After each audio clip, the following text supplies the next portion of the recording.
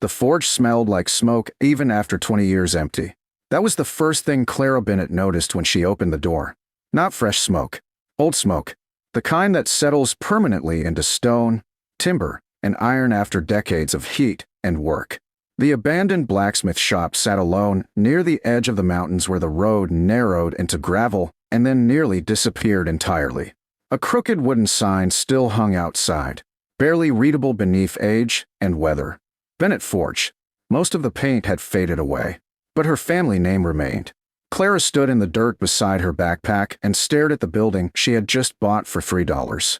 At 22 years old, with nowhere left to stay and less than $40 remaining in her bank account, she now owned a collapsing blacksmith shop no one else wanted. The strange part was, it felt familiar immediately. Not because she remembered it well, because she remembered stories. Her grandfather used to talk about the forge when she was little. Long evenings beside the television while he described iron sparks flying like fireflies and the sound of hammers carrying through the valley. Then one day, he stopped talking about it entirely. No explanation. No stories. Nothing. By the time Clara became old enough to ask questions, the forge had already been abandoned for years. Now it belonged to her. Somehow. 3 days earlier, she had still been sleeping in her car behind a grocery store outside town. Before that came the eviction notice, then the unpaid bills, then the steady realization that surviving was becoming a math problem she could no longer solve. The county auction wasn't part of a plan. It was somewhere warm to sit for an hour.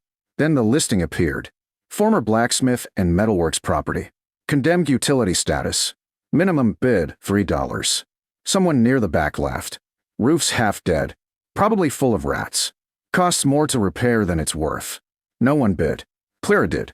The gavel dropped instantly. Now she was here. She stepped toward the forge slowly. The late afternoon sun stretched gold across the mountains while cold wind moved through dry grass around the building.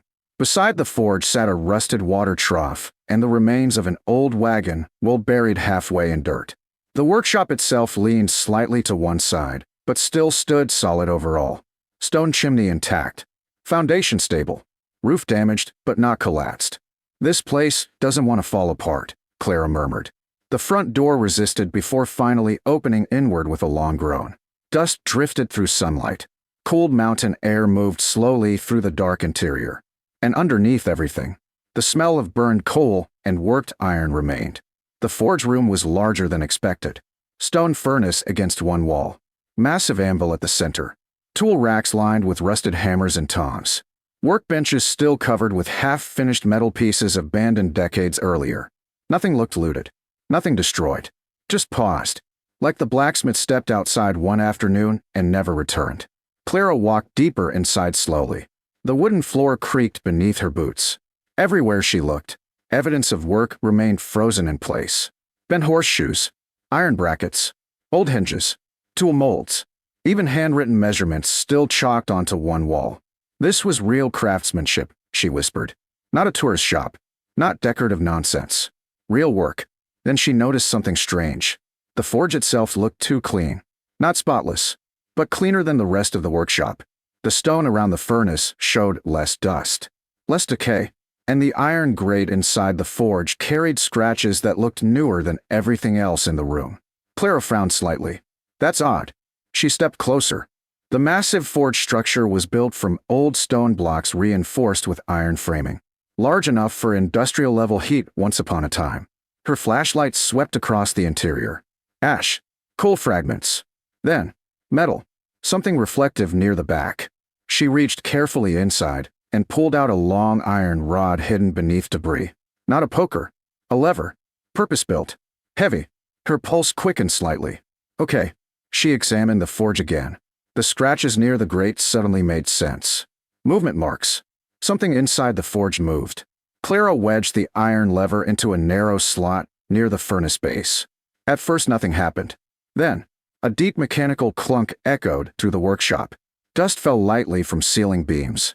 Clara stepped backward immediately. The forge floor shifted. Not collapsed. Shifted. A rectangular stone slab beside the furnace slowly lifted upward several inches before locking into place. Beneath it, darkness. Cold, dry air rose from below. Clara stared. No way. She grabbed the flashlight tighter and approached carefully. Stone stairs descended beneath the forge into darkness. Not rough cellar steps. Constructed stairs. Deliberate. The air smelled dry. Preserved. Not damp underground decay. Her heart pounded harder now. This was hidden. Not storage. Not accidental space. A concealed room built directly beneath the forge. Clara descended slowly. The stairs opened into a massive underground chamber carved partly into mountain stone. And immediately, she stopped walking. The room was enormous. Far larger than the forge above. Steel shelving lined the walls. Work tables stood beneath hanging industrial lamps. Crates filled the center aisles. And unlike the workshop upstairs, the underground chamber remained almost perfectly preserved. No water damage. No collapse. No heavy dust. Everything looked sealed away intentionally. What is this place? Clara moved deeper inside cautiously. Rows of metal molds rested along shelving units. Precision tools sat organized inside drawers. Technical blueprints covered one wall beneath protective glass. This wasn't just blacksmith work. It was engineering. Advanced engineering. She approached the nearest work table. Detailed diagrams showed custom metal alloy systems and industrial forging designs unlike anything she expected to find beneath an abandoned mountain smithy. Then she saw the documents. Patents. Licensing records. Royalty accounts. Her breathing slowed. No. She opened the nearest file. Contracts. Manufacturing agreements. Industrial supply licensing. The forge apparently stopped producing physical metal decades ago. Instead, someone transitioned the business into patented alloy designs and specialized forging systems licensed to larger manufacturers. Quietly, profitably, Clara flipped faster now. Royalty payments. Active agreements. Renewal schedules. Current account summaries. Current, not historical. The underground forge wasn't abandoned. It was hidden. Then she found the photograph. A black and white image sitting framed near the drafting table. Her grandfather stood beside several engineers inside this exact underground chamber. Younger, confident, proud. Below the photo, handwritten words read, "The real forge." Clara stared around the room again. All those years people thought the family blacksmith business died. But it hadn't. It evolved. And someone hid the truth beneath the forge floor. Then she noticed the envelope, sitting alone at the center of the table. Her name written across the front in faded ink. Clara. Her throat tightened slightly. Slowly, she picked it up and realized her grandfather hadn't left her a ruined blacksmith shop. He left her something else entirely. Clara stared at the envelope for several seconds before opening it. The paper inside felt thick and brittle with age, folded carefully into thirds. Her grandfather's handwriting covered the page in dark blue ink, steady and precise. "If you found the lower forge, then things have probably become difficult." Clara let out a quiet laugh through her disbelief. That's one way to put it. She kept reading. The blacksmith shop above stopped being profitable long before people realized it.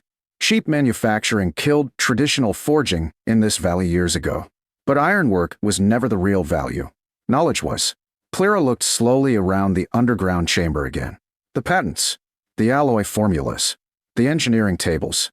The preserved machinery. Her grandfather had hidden an industrial design business beneath an abandoned forge. The letter continued. "I shifted from blacksmithing into specialized alloy systems and forging techniques for industrial manufacturing. Larger companies wanted ownership. I preferred licensing. The town believed the forge died.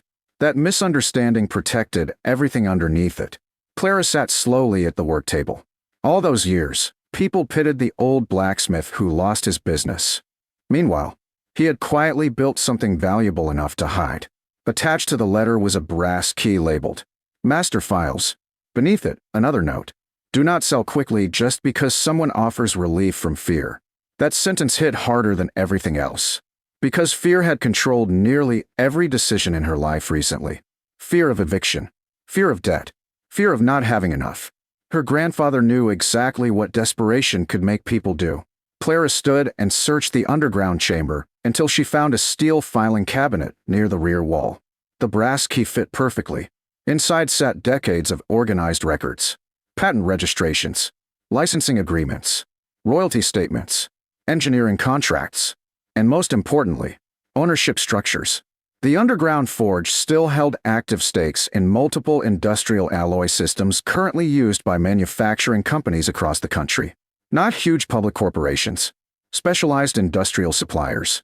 The kind of businesses most people never notice, but entire industries quietly depend on.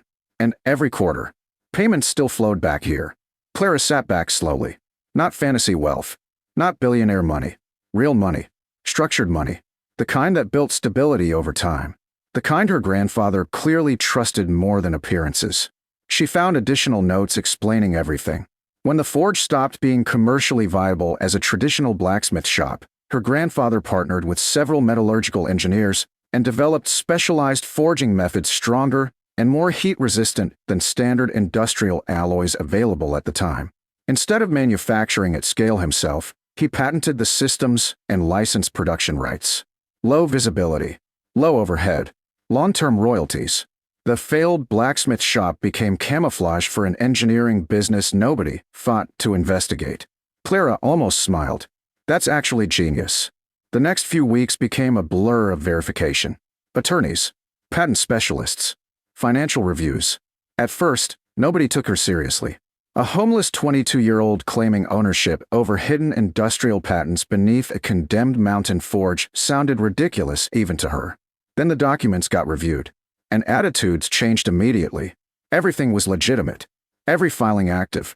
Several licensing contracts were overdue for renegotiation because her grandfather hadn't updated terms in years before his death.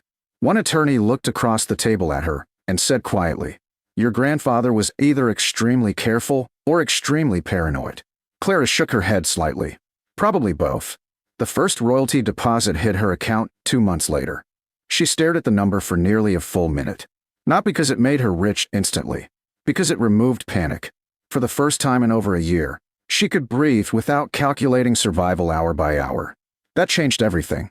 But instead of selling the forge or cashing out the patents, Clara followed the advice in the letter.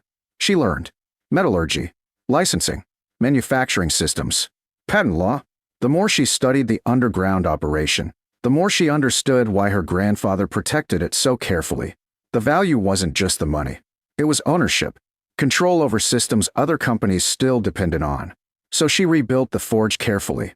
The upper workshop became operational again, not as an old-fashioned tourist blacksmith attraction, but as a specialty metalworks and prototype fabrication shop tied directly to the engineering systems below. The mountains around the valley still had mining companies, infrastructure contractors, and industrial repair crews needing custom metalwork impossible to source cheaply elsewhere. Word spread quietly, then steadily. The abandoned forge came back to life. Lights glowed through the windows at night. The sound of hammers returned. Not constantly, not nostalgically, practically, purposefully. Clara hired slowly. An older machinist from town who remembered her grandfather. A welding instructor looking for part-time work. Eventually, a young metallurgy student from the state university, fascinated by the alloy patents hidden beneath the forge. The underground chamber stayed private, protected. Only a few trusted people ever saw it. One autumn evening, nearly a year after buying the forge for $3, Clara stood outside the restored workshop watching sunsets spill gold across the mountains. The old Bennett Forge sign had been repaired carefully but left weathered intentionally. History mattered. Inside, machinery hummed softly while orders waited on work tables. Real business. Sustainable business. Not survival anymore. Her phone buzzed with another acquisition inquiry from a manufacturing company interested in buying the patent portfolio outright. She silenced it immediately, then looked down at her grandfather's brass key resting in her palm. The forge above once looked worthless because people only saw what was visible. Smoke, stone, rust, old tools. But beneath the surface, there had always been something stronger. Not hidden treasure, not luck. Knowledge carefully protected long enough to outlast hard times. Clara slipped the key back into her pocket and looked toward the mountains one more time. The forge didn't save her because it made her wealthy. It saved her because it gave her ownership over her future again. And after everything she lost, that mattered more than anything else.